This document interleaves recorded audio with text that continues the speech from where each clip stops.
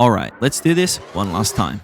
Last year, after watching Across the Spider-Verse, I challenged myself to make a Spider-Man game in 5 days. Then I challenged myself to make a mobile game out of it. I added 3 characters, Peter, Wanda, and Miggy. The gameplay was pretty much the same as the web version, clicking on the spiders to get the highest score and grind out the coins to be able to unlock the character. The game was going pretty well, or so I thought. After being in the Play Store for a couple weeks, I then got an email from Google saying that they removed my app. I was confused at first because looking at the Play Store, there were a lot of Spider-Man clone games. So what made mine different?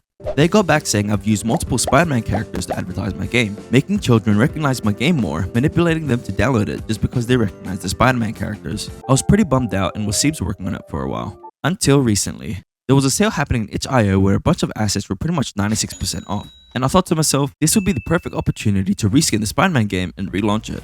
After looking through the assets, I was drawn to this Cyberpunk Pixel bundle, having these 3 folks as the main characters. I spent maybe about a week fiddling around with the assets and changing the swing style, and this is what the city ended up looking like.